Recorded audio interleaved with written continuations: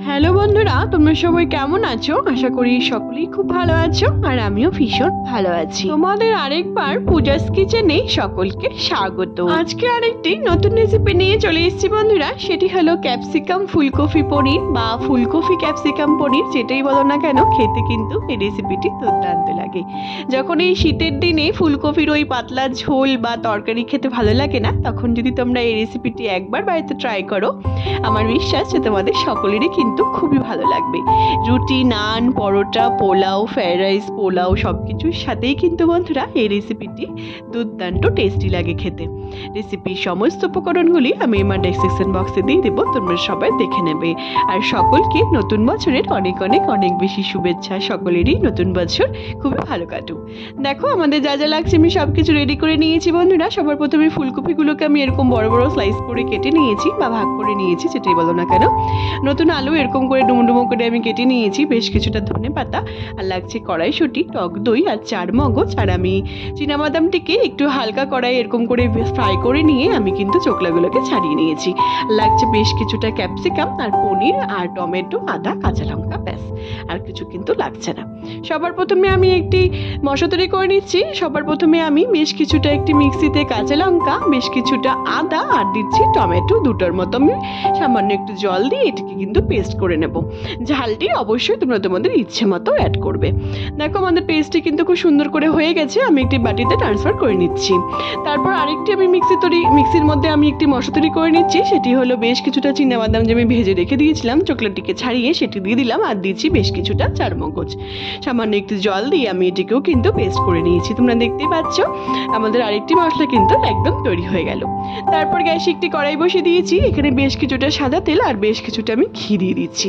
খুব ভালো মতো করে এটিকে আমি গরম করে নেব। তারপর এখানে পনিরগুলোকে যে আমি কেটে রেখে দিয়েছিলাম সেগুলিকে আমি খুব সুন্দর করে এরকম করে হালকা একটু নুন আর হলুদ দিয়ে আমি এটিকে কিন্তু ভেজে তুলে নেব। বেশি কিন্তু আমরা ভাজবো না, সামান্য হালকা একটু লালচে রং ধরলে পরেই আমরা এটিকে তুলে নেব। তোমরা বিশ্বাস করো বন্ধুরা, এই পনির আর ক্যাপসিকামের এই রেসিপিটি এতটাই টেস্টি হয় খেতে। গরম গরম ভাতের সাথে যদি তোমরা একবার খাও, তোমাদের কিন্তু মুখে লেগে থাকবে।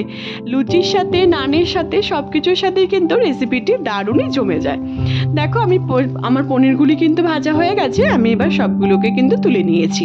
তারপরে ওই তেলেই আর ঘি আর তেলটি যে বাদবাকিতে যে বেঁচেছিল সেটির মধ্যেই আমি ফুলকপিটিকেও সেম প্রসেসে সামান্য একটু নুন আর হলুদ দিয়ে কিন্তু এটিকেও আমি ভেজে তুলে নিচ্ছি। আমরা ফুলকপিগুলোকেও বন্ধুরা সামান্য একটু লালচে রং ধরলে পরে কিন্তু আমি এরকম করে পনিরের মতো কিন্তু উঠিয়ে আমি রেখে দেব।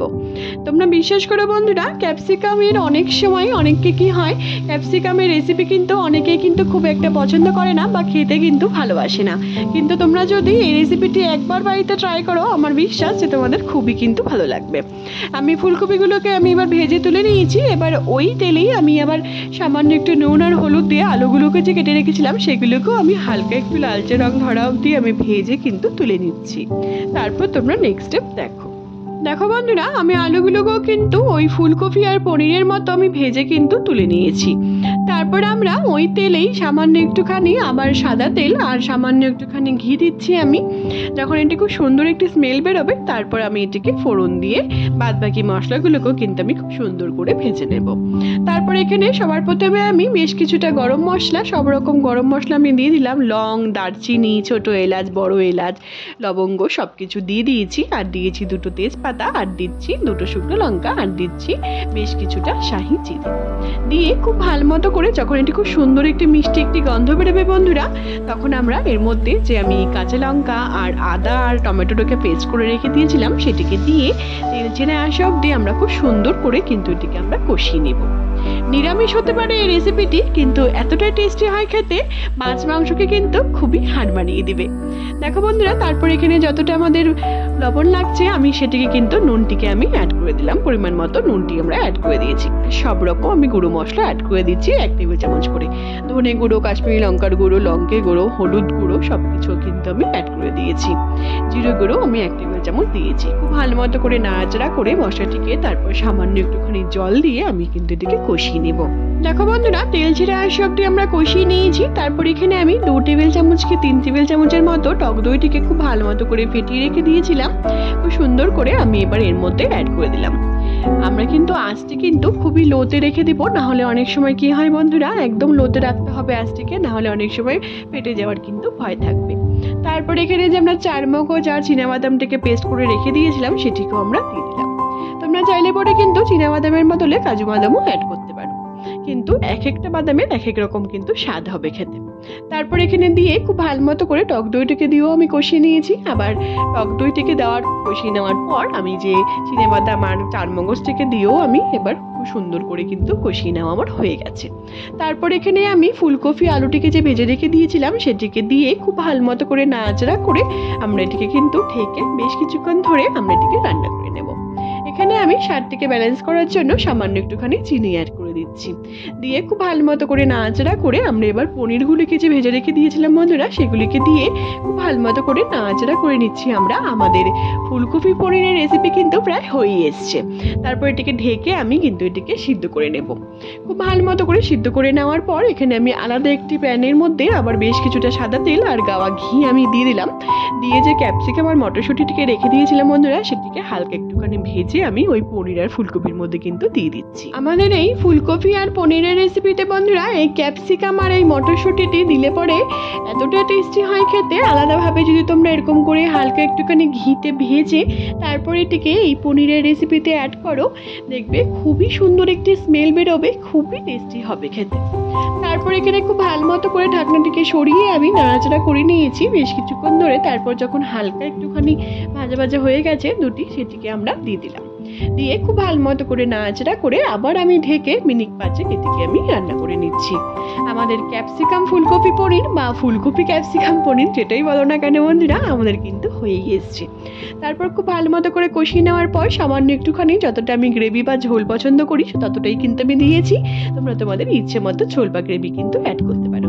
তারপর এটিকে ঢেকে আমি আবার বেশ কিছুক্ষণ ধরে এটিকে রান্না করে নিয়েছি। আমাদের ক্যাপসিকাম ফুলকপি পনির কিন্তু একদম তৈরি হয়ে গেছে। দেখো আলু আর ফুলকপিটা কতটা সুন্দর করে সিদ্ধ হয়েছে। তারপর এখানে আমি 4-5টার মতো কাঁচা লঙ্কা দিয়ে দিলাম আর দিচ্ছি বেশ কিছুটা ধনেপাতা কুচি। ব্যাস আর কিছু কিন্তু লাগছে না। সবার শেষে আমরা বেশ কিছুটা ঘি আর গরম মশলা দিয়ে এটিকে আমরা সার্ভ করব। এখানে দিচ্ছি শাহি গরম মশলা আর দিচ্ছি 2 টেবিল চামচের মতো গাওয়া ঘি। ব্যাস আমাদের ক্যাপসিকাম ফুলকপি পনির বলো বা ফুলকপি ক্যাপসিকাম পনির একদম কিন্তু তৈরি হয়ে গেছে। গরম গরম ভাত, রুটি, পোলাও, ফ্রাইড রাইস সবকিছুর সাথে কিন্তু দারুণই জমে যাবে। তোমরা অবশ্যই বাড়িতে একবার ট্রাই করে আমাকে জানিও বন্ধুরা। আমাদের বাড়িতে কিন্তু এই শীতের দিনে ফুলকপি মটরশুঁটি কিন্তু এখনকার দিনে প্রায় থেকেই থাকে। তাহলে যদি এরকম বাড়িতে যদি ফুলকপি আর ক্যাপসিকাম আর মটরশুঁটি যদি থাকে তাহলে যদি এই রেসিপিটি একবার তোমরা বাড়িতে ট্রাই করো, আমার বিশ্বাস যে তোমাদের সকলেরই কিন্তু খুবই ভালো লাগবে। ওই একঘেয়েমি ওই ফুলকপির ঝোল না খেয়ে একবার এই রেসিপিটি একবার ট্রাই করা তোমাদের সকলকে কিন্তু অনুরোধ রইল। যদি ভালো লেগে থাকে আমার এই রেসিপিটি নতুনত্বভাবে তাহলে অনেক অনেক অনেক বেশি শেয়ার করার আর অবশ্যই আমাকে কমেন্টের মাধ্যমে জানানোর তোমাদের রেসিপিটি কেমন লাগলো তোমাদের সকলকে কিন্তু অনুরোধ রইল। আর তোমরা যদি আমার চ্যানেলে নতুন বন্ধু হয়ে থাকো বন্ধুরা তাহলে অবশ্যই আমার চ্যানেলটিকে সাবস্ক্রাইব করতে কিন্তু একদমই ভুলো না। তাহলে আমি যখনই কোনো নতুন রেসিপি আপলোড করব তোমরা কিন্তু সবার প্রথমেই সেই রেসিপিগুলি কিন্তু পেয়ে যাবে। আর যে সকল বন্ধুরা অলরেডি আমার চ্যানেলটিকে সাবস্ক্রাইব করে ফেলেছে তাদের কিন্তু অসংখ্য ধন্যবাদ। আমার ফেসবুকেও একটি রান্নার পেজ আছে বন্ধুরা সুইট কিচেন দিয়ে, সেটির লিঙ্ক আমি সবশেষে তোমাদের সাথে শেয়ার করে দেবো। সেটিকে ফলো করার আর অনেক অনেক অনেক বেশি শেয়ার করার কিন্তু তোমাদের সকলকে অনুরোধ রইল। সবাই ভালো থেকো বন্ধুরা, সুস্থ থেকো। আবার নেক্সট ভিডিওতে দেখা হচ্ছে। আর অবশ্যই রেসিপিটি ট্রাই করার কিন্তু অনুরোধ রইল তোমাদের সকলকে। টাটা।